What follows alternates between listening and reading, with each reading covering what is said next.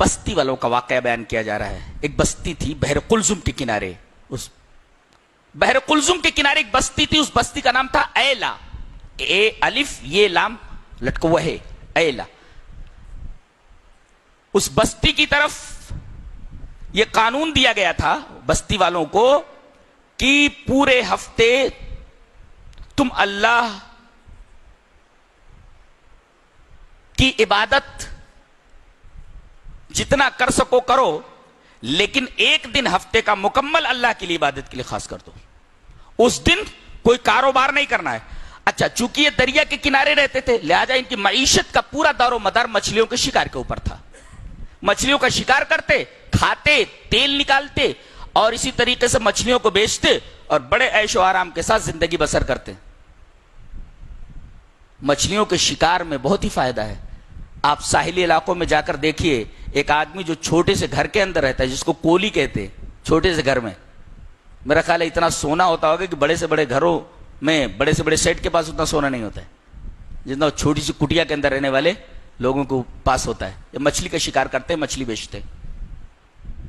مچھلیوں کے شکار کے اندر بڑا فائدہ ہے. ساحلی علاقے اسی وجہ سے بڑے خوشحال ہیں کہ وہاں مچھلیوں کا شکار ہوتا ہے اور مچھلیوں کی تجارت ہوتی ہے. یہ چونکہ بحر قلزم کے کنارے رہتے تھے لہذا ان کی معیشت کا پورا دار و مدار مچھلیوں کے شکار پر تھا. اللہ تبارک و تعالیٰ نے انہیں حکم دیا کہ ایک دن میری عبادت کے لیے خاص رکھو، یوم السبت، سنیچر کا دن، سیٹرڈے کا دن. اس دن تم شکار نہیں کرو گے. اللہ تعالیٰ نے یہ حکم ان کے اوپر نازل کیا. بڑے خوش ہوئے اور کہنے لگے کہ چلو ایک ہی دن تو اللہ کی عبادت کرنی ہے. لیکن اللہ جب کوئی حکم نازل فرماتا ہے تو بندوں کو آزماتا ہے تاکہ وہ دیکھے کہ یہ اپنے دعوی ایمان میں کتنے سچے ہیں. پہلے انہیں آزماتا ہے.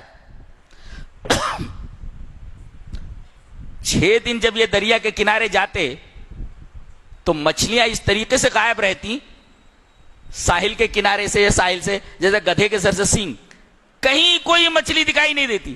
اور جیسے سنیچر کا دن آتا یا پہنچتے تو شران کنارے سے لوٹتی رہتی ہے بڑی بڑی مچھلیاں. اب دیکھتے تو ان کے منہ میں پانی آ جاتا. ارے 6 دن تو مچھلیوں کا پتہ نہیں رہتا اور یہ دیکھو جس دن شکار کرنا منع یہ ساحل کے اوپر لوٹ رہی ہیں. انہوں نے ایک ہیلا کیا.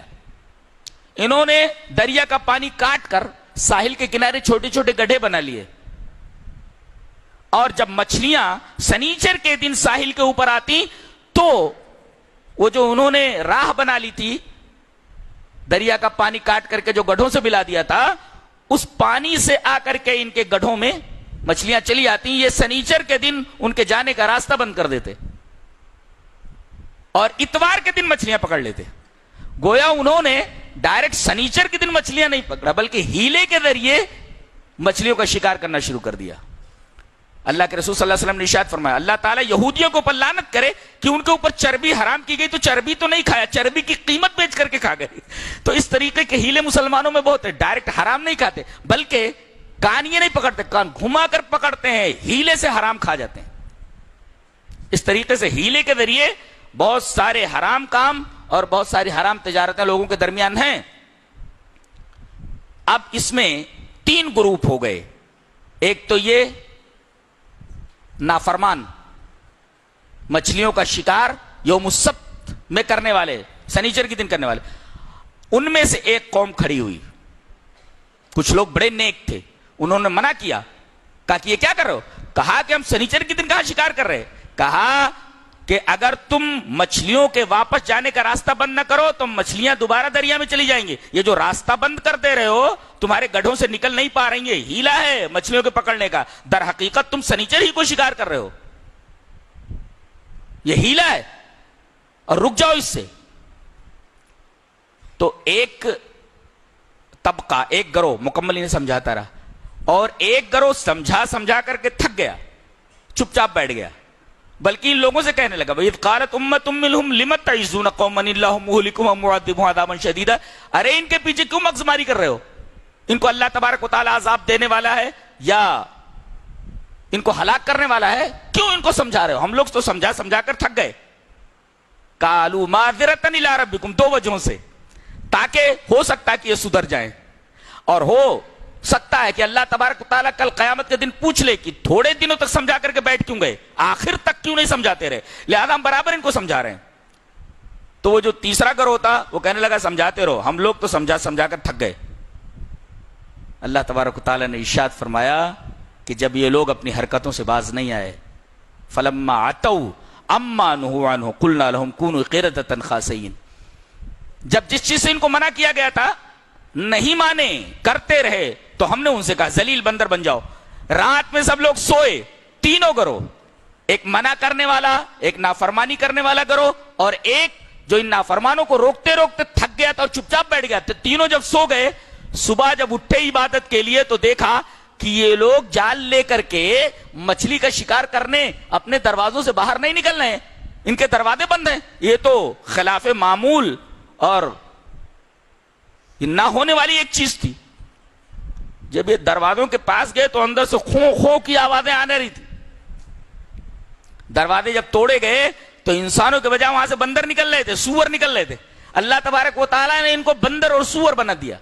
جس طریقے سے انہوں نے اللہ کے حکم کے اندر ہیلے کر کے اس کا چہرہ بگاڑ دیا تھا، ایسے اللہ تعالیٰ نے ان کا چہرہ بگاڑ دیا۔ جو اللہ کے قانون کا چہرہ بگاڑتا ہے، اللہ تبارک و تعالیٰ اس کے چہرے بگاڑ دیتا ہے۔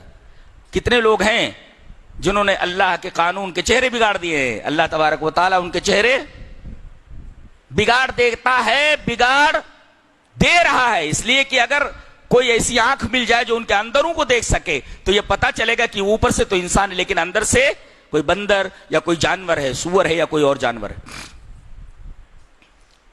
عذاب آیا تو کتنے لوگ اس عذاب کی لپیٹ میں آئے؟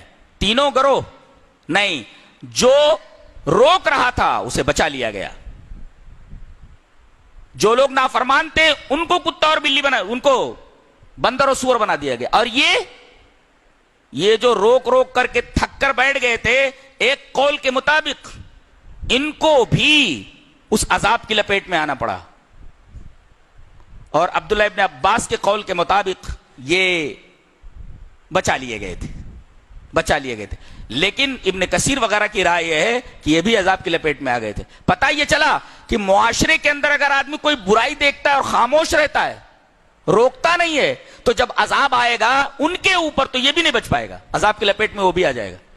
لہذا آدمی کہیں بھی برائی دیکھے تو اس کی آنکھوں میں آنکھ ڈال کر کے برائی کو معاشرے سے بھگانے کی کوشش کرے، اس سے لڑے۔